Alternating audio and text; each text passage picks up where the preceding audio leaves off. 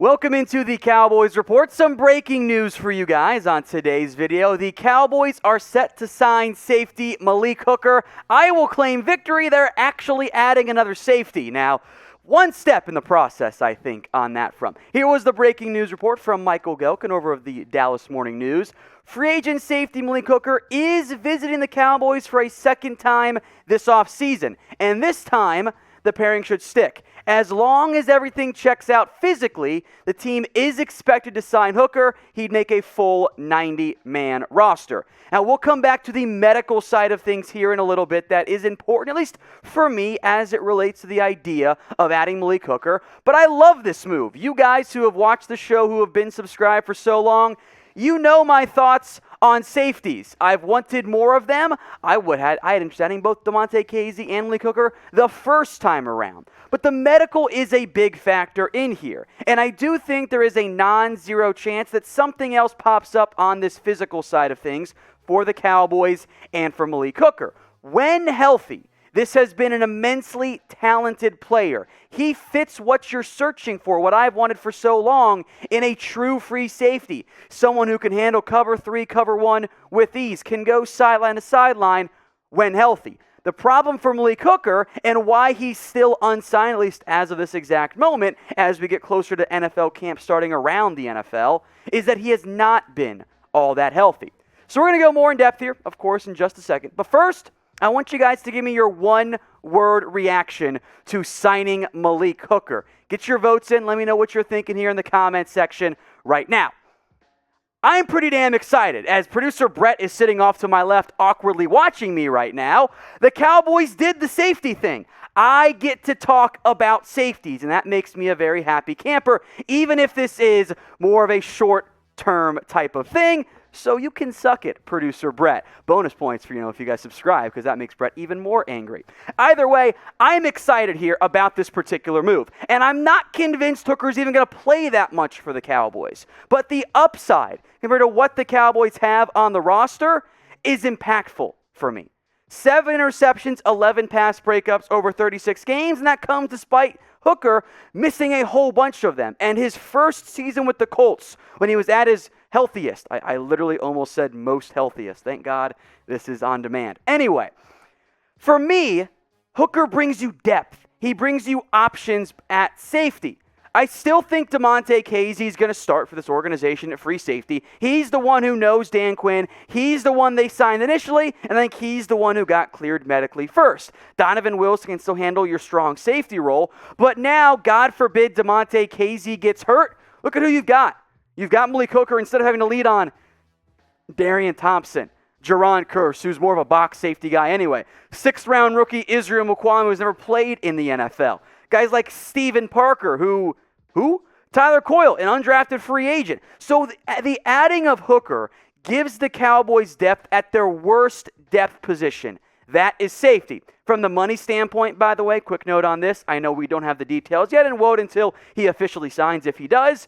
It's going to be cheap. Hooker took visits with the Cowboys way back when. Took visits with the Steelers and the Dolphins as well, and he did not sign there. Again, I still think the medical is something that has to be checked out, but I do think that's going to be a good thing for the Cowboys. My suspicion with them bringing Hooker in, for a second visit, is that the Cowboys have gotten word from his camp, hey, whatever may or may not have been a concern for you the first time around, it's all good now. He's better. So I think there is, again, a non-zero chance that something pops up on this physical, but I think the Cowboys now have a better feel for where he's at in his rehab coming off yet another injury, last time he played last year with the Colts.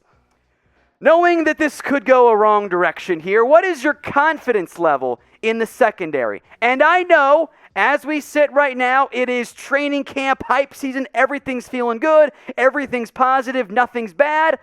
I still think we should be kind of concerned about this secondary. Damonte Kazee and Malik Hooker are coming off of injuries. The cornerback room is rather young and inexperienced and not the most reliable anyway. But I want to hear from you guys. What is your confidence level in the secondary? Rate this for me on a scale of 1 to 10.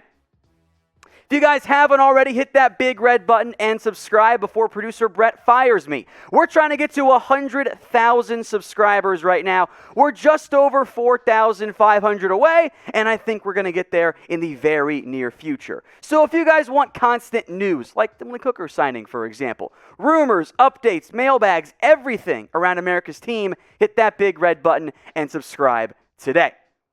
Now, previously, I had thought that the Cowboys were not going to bring in Malik Hooker, and I thought the medical was a huge reason behind that. But with the Cowboys bringing him in for a second visit, this indicates to me that the Cowboys feel better about Hooker's health, and that's the change here. Because the change has occurred in some capacity for the Cowboys. They didn't sign him way back when they signed Damonte Kazee. They signed guys like Keanu Neal instead. So something has changed for the organization to want to now bring in Malik Hooker. Given we've had 1 day of training camp, I don't think it's just that the Cowboys don't trust their safety room all of a sudden. I think it's that they always had issues with their safety room and now want to bring in Hooker now that he's closer, if not fully, healthy at this point.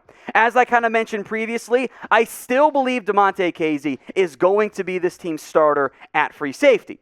He came back very quickly, impressively so, by the way, from his own injury last year, suffered a torn Achilles, and yet was out there at minicamp and at OTAs. That was a big deal for the Cowboys and helped me feel better about their starting safety position.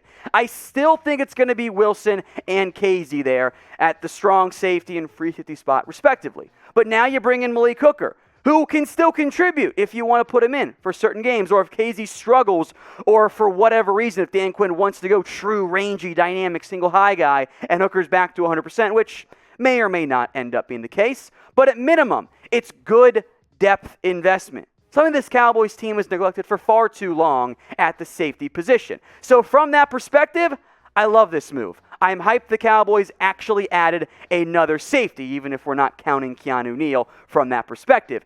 Technically speaking, the Cowboys did sign 3 safeties, 4 if you want to include Jerron Kearse, by the way, who played safety last year. Keanu Neal now, of course, is going to play linebacker. But of these 3 particular pickups, who do you think is the best signing? Type H for Malik Hooker, type N for Keanu Neal, or type in K for Damonte Kazee. Now, for those of you who are already subscribed, you're getting 2 videos today on the Dallas Cowboys Report. The one earlier, my 53-man roster projection. I should have gone with the insert free agent safety here because I would look so damn smart. But if you want that projection, which we can swap out one of the safeties for Malik Hooker now, go check out the channel. If you're not already, make sure you're subscribed. That way you don't miss out on anything here at the Dallas Cowboys Report.